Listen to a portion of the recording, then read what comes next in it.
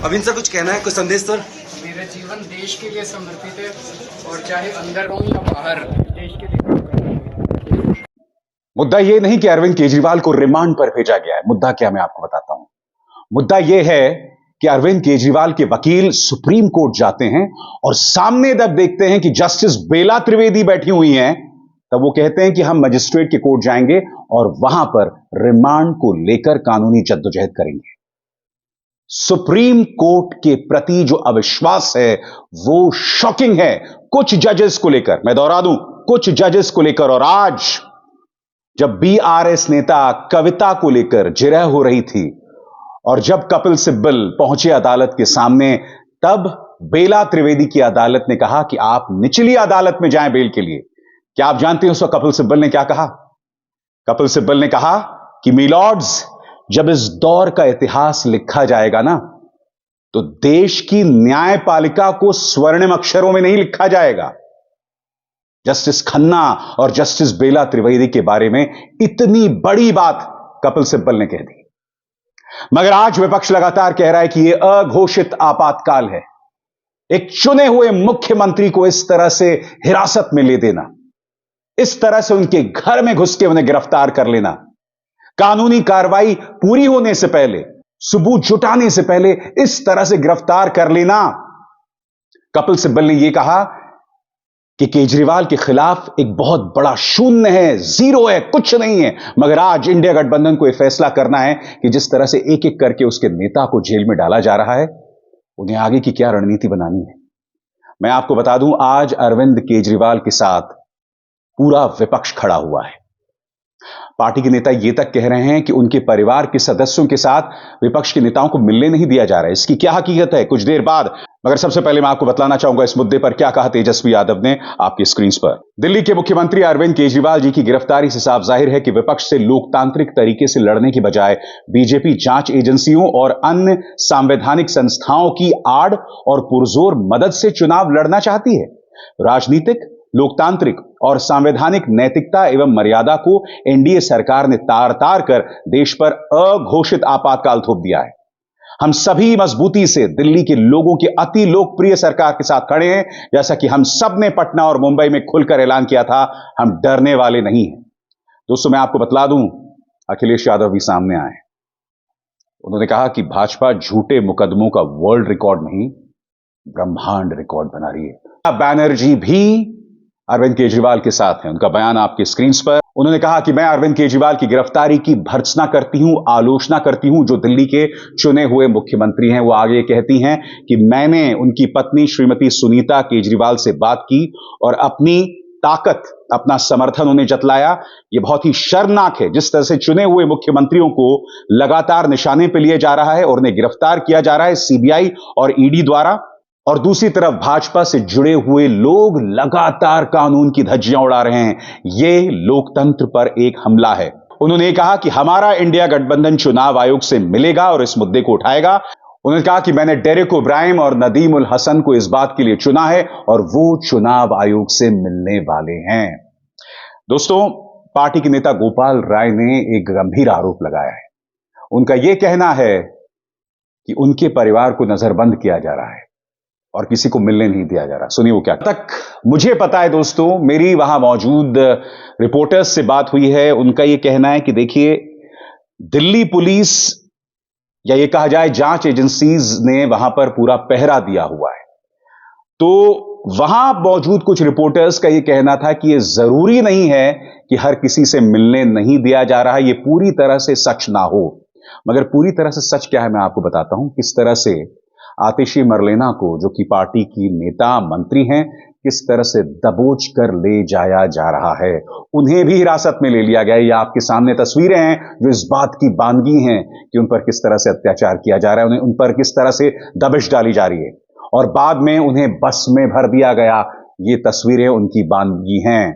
सुनिए क्या कह रही हैं आतिशी।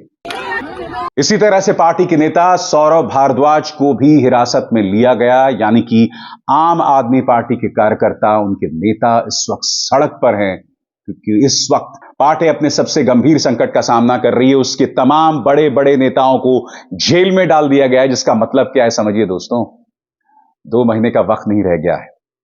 चुनाव जो हैं वो सिर पर हैं। पार्टी के नेता रह ही नहीं जाएंगे जमीन पर चुनावी कैंपेनिंग करने के लिए। एक एक करके सभी नेताओं को, उनके सबसे बड़े नेता अरविंद केजरीवाल को जो है जेल में डाल दिया गया है, जबकि इस वक्त आचार संहिता है। मैं आपको बतलाना चाहूंगा कि मजिस्ट्रेट के कोर्ट के सामने जब जिरह हुई तो अभिषेक मनु सिंघवी ने क्या कहा और उसके जवाब में ईडी के वकील ने क्या कहा। अभिषेक मनु सिंघवी आपके स्क्रीन पर। रिमांड यूं ही नहीं मिल जाती, इसके लिए कोर्ट को संतुष्ट करना पड़ता है। अन्य कानूनों के विपरीत मैं पहले से ही अपराध का दोषी हो गया हूं। जमानत के प्रावधानों को भी इतना सख्त कर दिया गया है। ईडी साबित करे आखिर केजरीवाल की गिरफ्तारी की जरूरत क्यों है। गिरफ्तारी करने की शक्ति होने का मतलब यह नहीं कि आपके पास गिरफ्तारी करने की अनिवार्यता है, यानी कि आपको गिरफ्तार ही करना है। अभिषेक मनु सिंघवी यही सवाल पूछ रहे हैं कि आखिर जरूरत क्या है। इसके जवाब में ईडी ने क्या कहा। ईडी ने इस पूरे मामले में अरविंद केजरीवाल को मास्टरमाइंड बताया और क्या दलीलें पेश की हैं आपकी स्क्रीन पर। ईडी ने कोर्ट को बताया कि केजरीवाल को गिरफ्तार करने से पहले ग्राउंड ऑफ अरेस्ट बता दिया गया था। वहीं सुनवाई के दौरान एएसजी ने आरोप लगाया कि शराब नीति घोटाले के मुख्य साजिशकर्ता अरविंद केजरीवाल हैं। केजरीवाल ने अन्य नेताओं के साथ मिलकर साजिश रची थी। केजरीवाल ने ही इस भ्रष्टाचार का षड्यंत्र रचा है। एएसजी राजू ने बताया कि एक सरकारी गवाह दिनेश अरोड़ा ने अपने बयान में खुलासा किया कि विजय नायर के निर्देश पर उसने 31 करोड़ रुपए दिया था, यानी कि सरकारी गवाह। और इसी मुद्दे पर कपिल सिब्बल ने क्या कहा है कुछ देर बाद मैं आपको बताऊंगा। आगे ईडी क्या कहता है। हवाला के जरिए 45 करोड़ रुपया गोवा ट्रांसफर किया गया। न केवल बयान बल्कि सीडीआर से भी इसकी पुष्टि होती है। हमने मनी ट्रेल की भी जांच की है। गोवा में पैसा 4 रास्तों से आया था। कृपया भारी मात्रा में नकदी के आदान प्रदान पर ध्यान दें। लिंक मौजूद हैं। ये लोग नियमित संपर्क में हैं। आरोपों की पुष्टि गोवा के आम आदमी पार्टी के उम्मीदवार ने भी की है। इस व्यक्ति को नकद भुगतान भी किया गया। उन्हें नकद कहां से मिली, यह सवाल पूछा जा रहा है। मगर आपने गौर किया होगा, सरकारी गवाह। अब खबर यह भी आ रही है दोस्तों कि बीआरएस की नेता कविता, वो भी शायद सरकारी गवाह बन सकती हैं। हालांकि उस मामले में आज अदालत में बहुत दिलचस्प बात हुई दोस्त।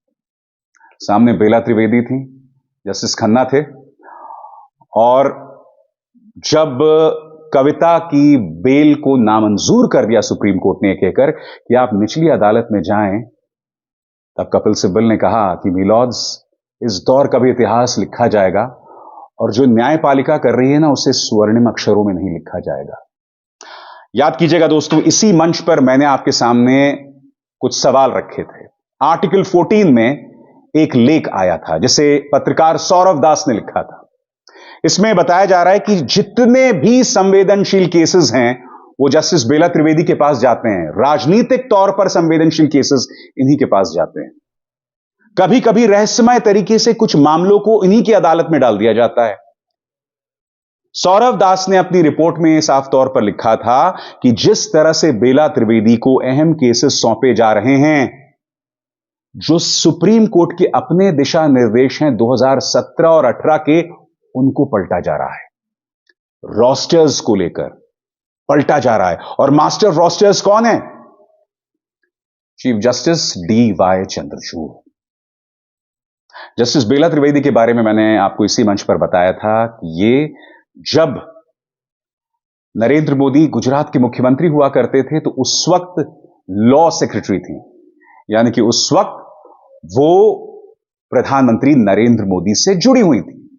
मैं एक बात स्पष्ट कर दूं, मैं ये नहीं कह रहा हूं कि उनके फैसलों का इससे कोई लेना देना नहीं। मैं सिर्फ आपको जानकारी दे रहा हूं, क्योंकि भाई दर्शक होने के नाते आपको भी तो पता होना चाहिए क्या हो रहा है।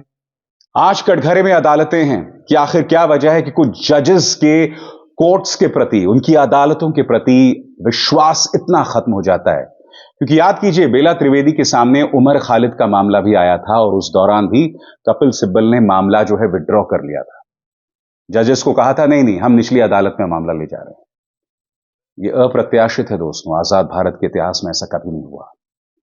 जब आप अदालत जाते हैं तो आप पूरी विश्वास के साथ जाते हैं कि आपको न्याय मिलेगा, मगर क्या हो रहा है ये सबके सामने स्पष्ट है।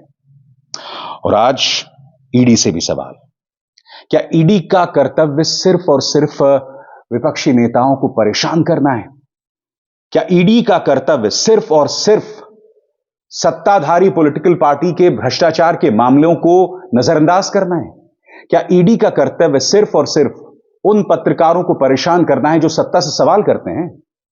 यह सवाल भी पूछा जाना चाहिए कि आखिर क्या वजह है कि ईडी का काम सिर्फ और सिर्फ विपक्ष के नेताओं पर रेड मारना रह गया है? सबसे बड़ी बात, जब कोई विपक्ष का नेता भाजपा में शामिल हो जाता है तब ईडी ये तमाम केसेस को ड्रॉप कर दिया जाता है। सीक्रेट चुनावी चंदे के लिए रेड्स मारे जाते हैं, दबाव डाला जाता है और उसके बाद यह सबूत सामने उभर कर आता है कि वो लोग गुप्त चुनावी चंदा देते हैं। यह सब क्या हो रहा है? क्या ईडी का काम सिर्फ यही रह गया है? विपक्ष कह रहा है कि यह अघोषित आपातकाल है। हेमंत सोरेन के खिलाफ क्या सबूत है कोई नहीं जानता है। कानूनी प्रक्रिया से पहले ही सालों साल लोगों को सड़ाया जा रहा है, विपक्ष को सड़ाया जा रहा है। आपने कांग्रेस के बैंक खातों को फ्रीज कर दिया है, मुख्यमंत्रियों को आप जेल में डाल रहे हैं। मैंने कल ही कहा था, अभी केजरीवाल गए हैं, अगला नंबर किसका है? और मैंने आपके सामने 3 राजनेताओं के नाम भी गिनाए थे। भाजपा चाहती है कि उसके और जीत के बीच में कोई रुकावट ना आए, जो भी आए रौंद दो, क्योंकि वो जानते हैं उन पर सवाल उठाने वाला कोई नहीं है। आम जनता की आंखों पर धर्म का चश्मा है, धर्म का धतूरा उसने चाटा हुआ है। मीडिया पूरी तरह से नतमस्तक है। वो प्रधानमंत्री नरेंद्र मोदी, मैं नहीं भूला हूं, जब नारे लगाते हैं अब की बार मोदी सरकार आएगा तो मोदी ही, तो वो तालियां बजाते हैं। याद है आपको इंडिया टुडे के समारोह में क्या हुआ था? प्रधानमंत्री नरेंद्र मोदी मंच पर नारे लगा रहे थे और नीचे अरुण पुरी और कल्ली पुरी तालियां बजा रहे थे। यह हालत तो इनकी हो गई है। जब गृह मंत्री अमित शाह इलेक्टोरल बॉन्ड्स पर, गुप्त चुनावी चंदे पर आधी अधूरी जानकारी दे रहे होते हैं तो इनमें से किसी में भी हिम्मत नहीं होती है उनके बयानों को चुनौती दे, क्योंकि वो लोग अमित शाह के सामने कांप जाते हैं, डर जाते हैं। यही हालत इस पूरी मीडिया का हो गया दोस्तों।